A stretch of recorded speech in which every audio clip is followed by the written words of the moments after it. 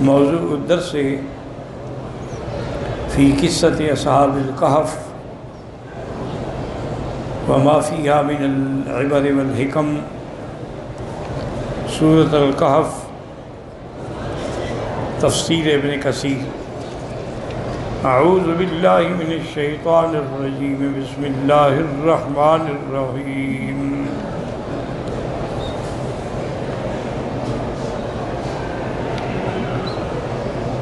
نحن نقص علیک نبأهم بالحق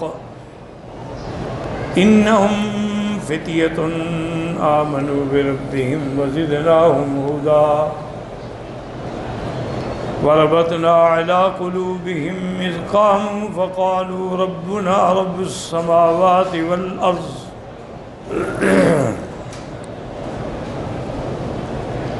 لن ندعو من دونه آلهة إلها لقد قلنا إذا شططا هؤلاء قوم اتخذوا من دونه آلهة لولا يأتون عليهم بسلطان بين فمن أظلم ممن افترى على الله كذبا وَإِذِ اعْتَزَلْتُمُوهُمْ وَمَا يَعْبُدُونَ إِلَّا اللَّهَ فَأْوُوا إِلَى الْكَهْفِ يَنشُرْ لَكُمْ رَبُّكُمْ مِنْ رَحْمَتِهِ وَيُهَيِّئْ لَكُمْ مِنْ أَمْرِكُمْ مِرْفَقًا۔ قال المؤلف والمفسر رحمه الله تعالى ادام النفع بعلومه وعلومكم في الدارين آمين، إلى أن قال من ها هنا شرع في بسط القصة وشرحها۔ ان آیات سے اب اللہ تبارک و تعالی اصحاب کہف کا قصہ مبارک جو ہے وہ بیان فرماتے ہیں۔ فذکر تعالی انہم فتیۃ وہم الشباب، کہ وہ چند نوجوان تھے، وهم اکبر للحق واعداء للسبیل من الشیوخ الذین قد اعتوا وانغمسوا فی دین الباطل، وہ نوجوان ہونے کے باوجود حق کی طرف آنے والے تھے، سیدھے راستے پر تھے، اور ان کے وہاں جو بوڑھے بوڑھے بزرگ تھے وہ سب سرکش تھے اور دین باطل میں ڈوبے ہوئے تھے۔ فلہذا کان اکثر المستجیبین للہ تعالی ورسولہ صلی اللہ علیہ وسلم شباباً، اسی لیے ہمیشہ پیغمبروں کی اطاعت کرنے والے سب سے پہلے اور سب سے زیادہ نوجوان ہوتے ہیں۔ وَأَمَّا الْمَشَائِخَ مِنْ قُرَيْشٍ فَآمَتْهُمْ بَقَوْا عَلَىٰ دِينِهِمْ وَلَمْ يُسْلِمْ مِنْهُمْ إِلَّا الْقَلِيلُ، اسی طرح جو قریش کے بڑے بڑے بوڑھے تھے، شیخ تھے، بزرگ تھے، ان میں نہیں اسلام لائے مگر تھوڑے سے۔ وَهَكَذَا أَخْبَرَ تَعَالَىٰ عَنْ أَصْحَابِ الْكَهْفِ أَنَّهُمْ كَانُوا فِتْيَةً شَبَابًا، کہ نوجوان تھے اور چند آدمی۔ وقال مجاہد بلغنی انه كان في آذان بعضهم القرطر يعني الحلق، یہ بھی ایک روایت آئی ہے کہ ان کے کانوں کے اندر وہ بالیاں تھیں۔ فألهمهم الله رشدهم وآتاهم تقواهم فآمنوا بربهم أي اعترفوا له بالوحدانیت، یعنی وہ بچپن سے ہی انہوں نے اللہ کی توحید کا اقرار کیا۔ وشہدوا انہ لا الہ الا ہو، انہوں نے گواہی دی کوئی معبود برحق نہیں مگر اللہ۔ وزدناہم ہدی، استدل بهذه الآیۃ وامثالها غیر واحد من الائمۃ کالبخاری رحمہ اللہ وغیرہ ممن ذهب الى زیادۃ الایمان وتفاضلہ وانہ یزید وینقص۔ اللہ فرماتے ہیں پھر ہم نے ان کو ہدایت میں اور زیادتی عطا فرمائی۔ اس قسم کی آیتوں سے بعض ائمہ نے، جیسے امام بخاری نے یہ مسئلہ نکالا ہے کہ ایمان جو ہے وہ بڑھتا بھی ہے اور کم بھی ہوتا ہے۔ لیکن احناف کے نزدیک یہ ہے کہ ایمان تصدیق کا نام ہے، باقی اعمال کی وجہ سے اس کے پھل زیادہ بھی ہو سکتے ہیں، کم بھی ہو سکتے ہیں۔ بہرحال امام بخاری کا یہی مذہب ہے. وَلِهَذَا قَالَ تَعَالَىٰ وَزِدْنَاهُمْ هُدًى كَمَا قَالَ وَالَّذِينَ اهْتَدَوْا زَادَهُمْ هُدًى وَآتَاهُمْ تَقْوَاهُمْ. جو ہدایت ڈھونڈتے ہیں ان کو ہم ہدایت دیتے ہیں. قال فأما الذين آمنوا فزادتهم ایمانا وهم يستبشرون. جو ایمان لائے ہم نے ان کے ایمان کو اور بڑھایا. قال يزدادوا ایمانا مع ایمانهم، تاکہ ان کا ایمان جیسے جیسے آیت آتی بڑھ جاتا. الى غیر ذلك من الآیات الدالة على ذلك. وقد ذکر انہم كانوا على دین المسیح عیسیٰ ابن مریم فاللہ اعلم. اور ایک روایت یہ بھی ہے کہ وہ نوجوان جو تھے عیسیٰ علیہ السلام کے دین پہ تھے. والظاہر انہم كانوا قبل ملت النصرانیت بالکلیت. وہ کہتے ہیں کہ اصل بات یہی ہے کہ وہ تو اس ملت نصرانیت سے بھی پہلے کا قصہ ہے. فإنہم لو كانوا على دین النصرانیت لما اعتنى احبار اليہود بحفظ خبرهم وامرهم لمباینتهم لهم. اگر وہ دین نصرانی پہ ہوتے تو پھر یہود ان کی مخالفت کرتے، یہود ان کے قصے کی حفاظت نہ کرتے. وقد تقدم عن ابن عباس ان قریشا بعثوا الى احبار اليہود بالمدینة یطلبون منهم اشیاء یمتحنون بها رسول اللہ صلی اللہ علیہ وسلم. حضرت ابن عباس فرماتے ہیں کہ قریش نے یہودیوں کے علماء کی طرف مدینہ پاک میں آدمی بھیجے کہ ہمیں حضور کی نبوت کے بارے میں بتائیں. فَبَعْضُوا إِلَيْهِمْ أَنْ يَسْأَلُوا عَنْ خَبْرِ هَؤُلَاءِ. انہوں نے کہا ایک تو ان سے پوچھیں کہ وہ اصحاب کہف کا کیا قصہ ہے. وَعَنْ خَبْرِ ذِي الْقَرْنَيْنِ اور ذی القرنین بادشاہ کا کیا قصہ ہے. وَعَنِ الرُّوحِ اور روح کیا چیز ہے. فَدَلَّ هَذَا عَلَىٰ أَنَّ هَذَا أَمْرٌ مَحْفُوظٌ فِي كُتُبِ أَهْلِ الْكِتَابِ وَأَنَّهُ مُتَقَدِّمٌ عَلَىٰ دِينِ النَّصْرَانِيَّةِ. اس بات سے یہ بات واضح ہوتی ہے کہ یہ قصہ ان کی کتابوں میں محفوظ تھا اور یہ دین نصرانیت سے پہلے کی بات ہے. واللہ اعلم. وقولہ وَرَبَّتْنَا عَلَىٰ قُلُوبِهِمْ إِذْ قَامُوا فَقَالُوا ربنا رب السماوات والارض. يقول تعالى وصبرناهم على مخالفة قومهم ومدينتهم ومفارقة ما كانوا فيه من العيش الرغيد والسعادة والنعمة. وإنه قد ذكر غير واحد من المفسرين من السلف والخلف أنهم كانوا من أبناء ملوك الروم وسادتهم وأنهم خرجوا يوما في بعض أعياد قومهم وَكَانَ لَهُمْ مُجْتَمَعٌ فِي السَّنَةِ فِي ظَاهِرِ الْبَلَدِ. اللہ نے فرمایا کہ پھر ہم نے ان کے دلوں کو مضبوط کر دیا، جما دیا ہے. تو اس لیے علماء کہتے ہیں کہ یاد رکھیں 3 درجے ہوتے ہیں. پہلا درجہ جو ہے وہ ہے انابت، اللہ کی طرف آدمی رجوع کرے. وَأَنِيبُوا إِلَىٰ رَبِّهِمْ. دوسرا مرتبہ جو ہے استقامت، کہ جب ایمان لے آیا پھر اس میں جمع رہے. ان الذین قالوا ربنا اللہ ثم استقاموا.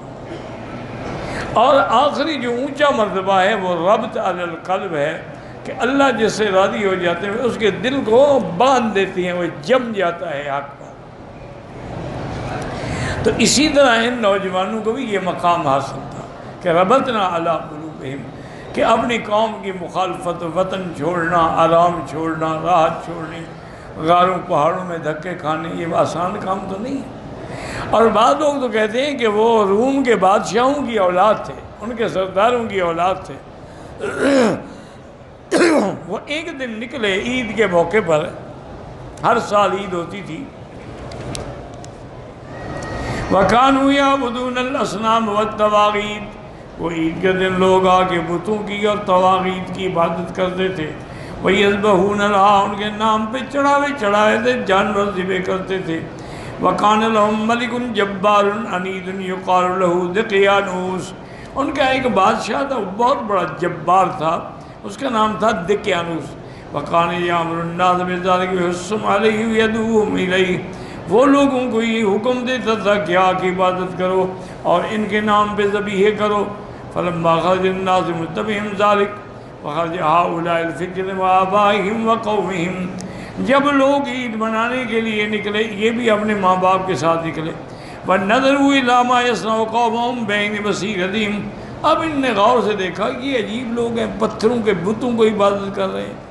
عرفوا أن هذا الذي يصنعه قوم من السجود لأصنامهم والجبال لا ينبغي الله الذي خلق السماوات والأرض، انہوں نے کہا یہ تو اللہ کے سوا کسی کو زیبا نہیں کہ آدمی عبادت کرے اللہ کے نام پہ۔ وجعل كل واحد منهم يتخلص من قومه وإن هذا منهم ويتبرد عنهم، ہر آدمی اپنے ماں باپ سے ہٹتا گیا کہ ہمیں مجبور نہ کریں۔ وَكَانَ أَوَّلُ مَنْ جَلَسَ مِنْهُمْ وَحْدَهُ أَحَدُهُمْ جَلَسَ تحت ظِلِّ شَجَرَةٍ وَجَاءَ الْآخَرُ وَجَلَسَ إِلَيْهَا عِنْدَهُ وَجَاءَ الْآخَرُ وَجَلَسَ إِلَيْهِمَا وَجَاءَ الْآخَرُ وَجَلَسَ إِلَيْهِمْ، اسی طرح آتے گئے ایک درخت کے نیچے سب کٹے ہوئے۔ وَلَا يَعْرِفُ وَاحِدٌ مِّنْهُمُ الْآخَرَ، آنے والے ایک دوسرے کو بھی نہیں جانتے تھے کہ یہ کون ہے یہ کون ہے یہ کون ہے۔ وَإِنَّمَا جَمَعُوا أُولَٰئِكَ الَّذِينَ جَمَعَ قُلُوبُهُمْ عَلَى الْإِيمَانِ، بس وہ ایمان پر جو ان کا دل ٹکا تھا تو وہ سب ایمان والے تھے۔ کما جاء فی الحدیث الذی رواہ البخاری رحمہ اللہ تعلیقا من حدیث یحییٰ بن سعید ان امرۃ عائشہ رضی اللہ عنہا قالت قال رسول اللہ صلی اللہ علیہ وسلم اربع جنود مجنۃ فما تعارف منها ائتلف وما تناکر منها اختلفا، اللہ نے عالم ارواح میں روحوں کے اندر بھی محبت پیدا کی تھی، تو عالم ارواح میں جن کے اندر موافقت ہوئی وہ دنیا میں موافقت میں رہے، اور جنہوں نے وہاں انکار ہوا ایک دوسرے سے نفرت ہوئی اور نفرت میں رہے۔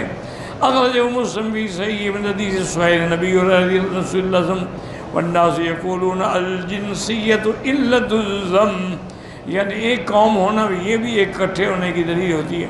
والغرض انہ جعل کل واحد احد منهم یکتم ما هو علیہ من اصحابہ خوفا منهم، وہ ایک دوسرے سے چھپاتے رہے بات، لا یدری انہم مثل، ان کو پتہ نہیں تھا کہ یہ بھی مومن ہے۔ قال تعلمون واللہ یا قوم انما اخرجکم من قومکم واخرجکم من لا شیء فلیحذر کل واحد منکم بامرہ، ایک آدمی نے کہا یار بات کرو کیوں تم ان کو چھوڑ کے ادھر آئے ہو؟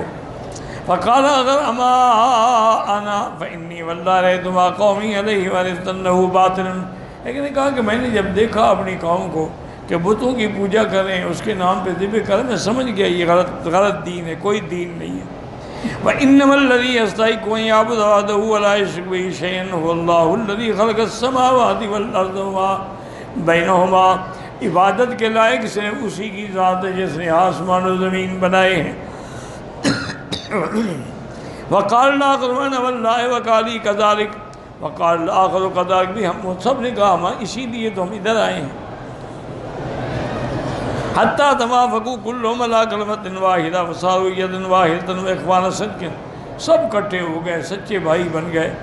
فاتخذوا لهم معبدا يعبدون الله فيه، ان نے اپنے لیے ایک عبادت خانہ تیار کی جس میں اللہ کی عبادت کرتے تھے۔ فارغ بهم قومهم فوشوا بأمرهم إلى ملكهم واستحضرهم بين يديه فصار من أمرهم ما هم عليه، لوگوں کو پتہ لگ گیا کہ انہوں نے تو اپنا عبادت خانہ بھی الگ بنایا ہوا ہے، تو ان نے آخر بادشاہ کو شکایت کر دی، بادشاہ نے کہا میرے پیش کرو۔ فَأَجَابُوهُ بِالْحَقِّ وَدْعُوهُ إِلَى اللَّهِ عَزَّ وَجَلَّ، ان نے بادشاہ کو بھی حق بات کہی اور اللہ کی طرف دعوت دی۔